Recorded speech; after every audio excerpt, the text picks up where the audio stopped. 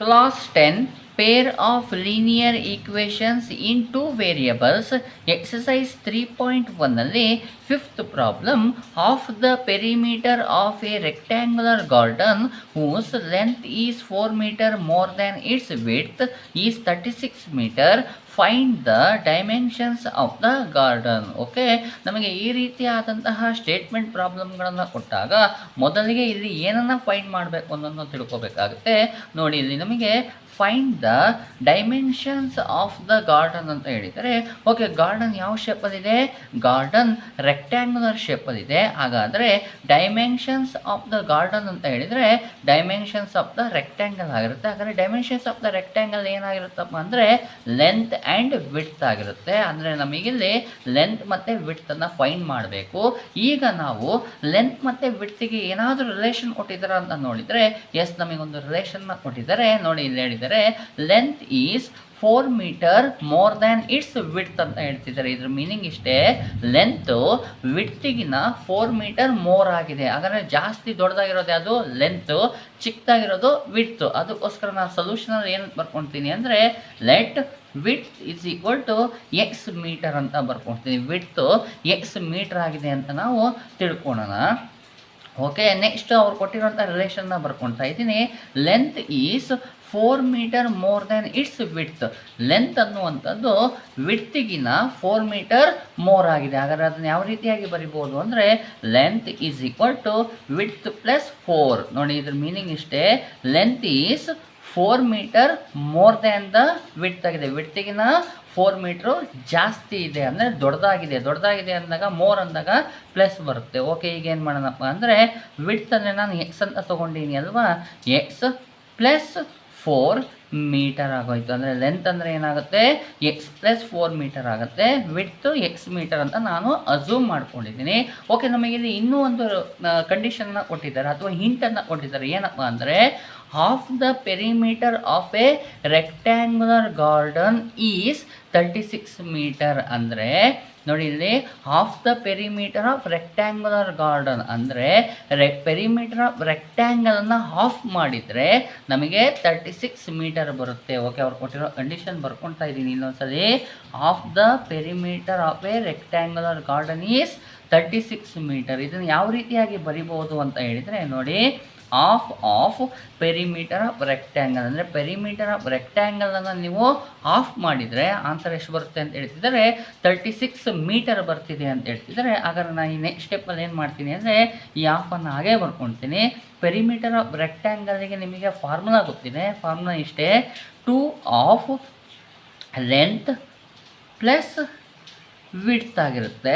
ನೀವು ಇನ್ನೊಂದು ನೆನಪಾಗಿ ಇಟ್ಕೊಂಡಿರಿ, ಲೆಂತ್ ಪ್ಲಸ್ ವಿಡ್ತ್ ಅಂತ ಬರ್ತೀನಿ ಅಲ್ವಾ. ಈ ವಿಡ್ತ್ ಅನ್ನುವಂಥದ್ದನ್ನು ನಾವು ಬ್ರೆಡ್ತ್ ಅಂತಲೂ ಸಹ ನಾವು ಹೇಳ್ತೀವಿ. ಪೆರಿಮೀಟರ್ ಆಫ್ ರೆಕ್ಟ್ಯಾಂಗಲ್ಗೆ ಫಾರ್ಮುಲಾ ಏನು? 2 ಆಫ್ ಲೆಂತ್ ಪ್ಲಸ್ ವಿಡ್ತ್ ಆಗಿರುತ್ತೆ. ಬ್ರ್ಯಾಕೆಟನ್ನು ಕ್ಲೋಸ್ ಮಾಡ್ತೀನಿ. ಈಸ್ ಈಕ್ವಲ್ ಟು 36 ಆಯಿತು. ನೋಡಿ, ಇಲ್ಲಿ ಸಿಂಪ್ಲಿಫೈ ಮಾಡ್ಬೋದು. ಡಿವೈಡ್ ಬೈ 2 ಇದೆಯಲ್ಲ, ಈ 2 ಇದೆ, ಇವೆರಡೂ ಸಹ ಕ್ಯಾನ್ಸಲ್ ಆಗುತ್ತೆ. 2 1 ಕ್ಯಾನ್ಸಲ್ ಆಯಿತು. ಆದರೆ ಉಳಿಯೋದೇನಪ್ಪ ಅಂತ ಹೇಳಿದರೆ length plus width is equal to 36 ಉಳ್ಕೊಂತು. ಓಕೆ, ಲೆಂತ್ ಅಂದರೆ ಏನು? ಲೆಂತ್ ಅಂದರೆ ನಾವೇ ಮಾಡ್ಕೊಂಡಿದ್ದೀವಿ ಏನು? Length is equal to x plus 4 ಆಗಿರುತ್ತೆ. ಲೆಂತ್ ಅಂದರೆ ಎಕ್ಸ್ ಪ್ಲಸ್ 4, ಈ ಪ್ಲಸ್ ಬರಿತೀನಿ. ವಿಡ್ತ್ ಅಂದರೆ ಏನು? ವಿಡ್ತ್ ಅಂದರೆ ನಾವು ಎಕ್ಸ್ ಅಂತ ತೊಗೊಂಡಿವಿ. ಎಕ್ಸ್ ಈಸ್ ಈಕ್ವಲ್ ಟು 36 ಆಗೋಯಿತು. ಓಕೆ, ನೆಕ್ಸ್ಟ್ ಸ್ಟೆಪ್ಪಲ್ಲಿ ರಿಅರೇಂಜನ್ನು ಮಾಡ್ಕೊಳ್ಳೋಣ. ಅಂದರೆ ಲೈಕ್ ಟರ್ಮ್ಸ್ಗಳನ್ನು ಸಪ್ರೇಟ್ ಮಾಡೋಣ. ನೋಡಿ, ಇಲ್ಲಿ ಎಕ್ಸ್ ಇದೆ, ಇಲ್ಲೂ ಎಕ್ಸ್ ಇದೆ, ಇವೆರಡು ಲೈಕ್ ಟರ್ಮ್ಸು. ಇದನ್ನು ಜೊತೆ ಬರ್ಕೊಳ್ತೀನಿ. ಇದು ಪ್ಲಸ್ ಎಕ್ಸು, ಹೌದಲ್ವಾ? ಇದು ಬರ್ಕೊಂಡೆ. ನೆಕ್ಸ್ಟ್ ಏನಿದೆ? ಪ್ಲಸ್ ಎಕ್ಸು, ಉಳಿದಿದ್ದೇನು? ಪ್ಲಸ್ 4 ಈಸ್ ಈಕ್ವಲ್ ಟು 36 ಆಗೋಯಿತು. ಓಕೆ, ಈಗ ಏನು ಮಾಡೋಣ? ಸಿಂಪ್ಲಿಫೈಯನ್ನು ಮಾಡೋಣ. ಇವು ಎರಡು ಎಕ್ಸ್ ಇರೋದ್ರಿಂದ ಇವೆರಡು ಲೈಟ್ ಟರ್ಮ್ಸ್ ಆಗಿದೆ. ನೋಡಿ, ಈ ಎಕ್ಸಿಗೆ ಸೈನ್ ಏನೂ ಇಲ್ಲ ಅಂದರೆ ಪ್ಲಸ್ ಇದೆ, ಈ ಎಕ್ಸಿನ ಸೈನು ಪ್ಲಸ್ ಇದೆ. ಪ್ಲಸ್ಸು ಇದೆ ಅಂದಾಗ ಇವೆರಡನ್ನ ಅಡಿಷನ್ ಮಾಡಬೇಕು. ನೋಡಿ, ಎಕ್ಸಿಗೆ ಕೋಎಫಿಷಿಯಂಟ್ ಏನೂ ಇಲ್ಲ ಅಂದರೆ 1 ಇರುತ್ತೆ, ಇದಕ್ಕೂ ಸಹ 1 ಇರುತ್ತೆ. ಹಾಗಾದರೆ ಪ್ಲಸ್ ಇರೋದನ್ನ ಅಡಿಷನ್ ಮಾಡಬೇಕು ಅಂದರೆ 1 + 1 ಏನಾಯಿತು? 2 ಆಯಿತು. ಎರಡಕ್ಕೂ ಸೈನ್ ಸೇಮ್ ಇರೋದ್ರಿಂದ ನಾವು ಯಾವಾಗೂ ಅಡಿಷನ್ ಅಥವಾ ಸಬ್ಟ್ರಾಕ್ಷನ್ ಮಾಡಿದಾಗ ಬಿಗರ್ ನಂಬರ್ ಸೈನ್ ಬರೀಬೇಕು. ಎರಡೂ ಸೇಮ್ ಇರೋದ್ರಿಂದ ಎರಡಕ್ಕೂ ಪ್ಲಸ್ ಇರೋದ್ರಿಂದ +2 ಆಯಿತು. ವೇರಿಯಬಲ್ ಎಕ್ಸ್ ಇದೆ ಅಲ್ವಾ, ಎಕ್ಸನ್ನು ಹಾಗೆ ಬರ್ಕೊಳ್ತೀನಿ. +1x ಅನ್ನು ಆ್ಯಡ್ ಮಾಡಿದರೆ +2x ಬರುತ್ತೆ. +4 ಈಸ್ ಈಕ್ವಲ್ ಟು 36 ಆಗೋಯಿತು. ಈಗ ಏನು ಮಾಡ್ತೀನಿ, ನನಗೆ ಎಕ್ಸಿನ ವ್ಯಾಲ್ಯೂ ಬೇಕಾಗಿರೋದ್ರಿಂದ ಈ +4 ಈ ಸೈಡಿಗೆ ಟ್ರಾನ್ಸ್ಫರನ್ನು ಮಾಡ್ತೀನಿ. ಓಕೆ, ಅವಾಗ ಏನಾಗುತ್ತೆ ನೋಡೋಣ. ಎಸ್ ನೋಡಿ 2x ಹಾಗೆ ಉಳ್ಕೊಳುತ್ತೆ ಈಸ್ ಈಕ್ವಲ್ ಟು 36 +4 ಆ ಸೈಡಿಗೆ ಟ್ರಾನ್ಸ್ಫರ್ ಮಾಡಿದ ತಕ್ಷಣ ಪ್ಲಸ್ ಇರೋದು ಆ ಸೈಡ್ ಹೋದ ತಕ್ಷಣ ಏನಾಗುತ್ತೆ -4 ಆಗೋಯಿತು. 2x ಈಸ್ ಈಕ್ವಲ್ ಟು ನೋಡಿ 36ಗೆ ಸೈನ್ ಏನಿಲ್ಲ ಅಂದರೆ ಪ್ಲಸ್ ಇದೆ, 4ಗೆ ಸೈನ್ ಮೈನಸ್ ಇದೆ, ಪ್ಲಸ್ಸು ಮೈನಸ್ಸು ಡಿಫ್ರೆಂಟ್ ಸೈನ್ ಬಂತು ಅಂದರೆ ಸಬ್ಟ್ರಾಕ್ಷನ್ ಮಾಡಬೇಕು. 36ಅಲ್ಲಿ 4 ಸಬ್ಟ್ರಾಕ್ಷನ್ ಮಾಡಿದರೆ ಎಷ್ಟು ಬರುತ್ತೆ 32 ಬರುತ್ತೆ. ಬಿಗ್ಗರ್ ನಂಬರ್ 36 ಆಗಿರೋದ್ರಿಂದ ಪ್ಲಸ್ ಸೈನನ್ನು ಬರಿಬೇಕು, +32 ಆಗೋಯಿತು. ನನಗೆ ಎಕ್ಸಿನ ವ್ಯಾಲ್ಯೂ ಬೇಕಾಗಿರೋದ್ರಿಂದ ಈ 2 ಆ ಸೈಡಿಗೆ ಟ್ರಾನ್ಸ್ಫರ್ ಮಾಡ್ತೀನಿ. ನೋಡಿ 2 ಮತ್ತು ಎಕ್ಸಿನ ನಡುವೆ ಸೈನು ಇಂಟು ಇರೋದ್ರಿಂದ ನಾನು ಏನು ಮಾಡ್ತೀನಿ, ಟ್ರಾನ್ಸ್ಫರ್ ಮಾಡಿದ ತಕ್ಷಣ ಡಿವೈಡ್ ಬೈ ಆಗೋಗುತ್ತೆ. Okay, x is equal to 32 / 2 ಆಯಿತು. 2 ಟ್ರಾನ್ಸ್ಫರ್ ಮಾಡಿದ ತಕ್ಷಣ ಡಿವೈಡ್ ಆಯಿತು. ಯಾಕೆ ಅಂದರೆ 2 ಮತ್ತು ಎಕ್ಸಿನ ನಡುವೆ ಇಂಟು ಇದೆ, ಹಾಗಾಗಿ ಇಂಟು ಇರೋದು ಟ್ರಾನ್ಸ್ಫರ್ ಆದ ತಕ್ಷಣ ಡಿವೈಡ್ ಆಗುತ್ತೆ. ಡಿವೈಡ್ ಆದರೆ ಡಿವೈಡ್ ಮಾಡಿ. ಈಗ 2 1s 2, 3ಅಲ್ಲಿ 2 ಹೋದರೆ 1 ಉಳಿಯುತ್ತೆ, 12 ಆಯಿತು.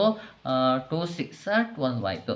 ಎಕ್ಸ್ ಈಸ್ ಈಕ್ವಲ್ ಟು 16 ಆಯಿತು. ಎಕ್ಸಿನ ವ್ಯಾಲ್ಯೂ ಎಷ್ಟು ಬಂತು 16. ಹಾಗಾದರೆ ಎಕ್ಸ್ ಅಂದರೆ ಏನು ನೋಡಿ, ನಾವೇ ತೊಗೊಂಡಿವಿ.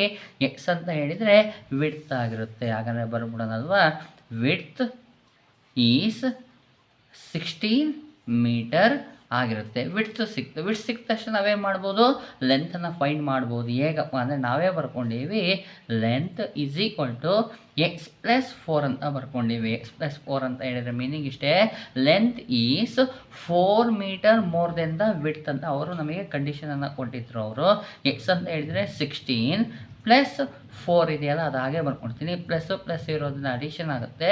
16ಗೆ 4 ಆ್ಯಡ್ ಮಾಡಿದರೆ 20 ಬರುತ್ತೆ.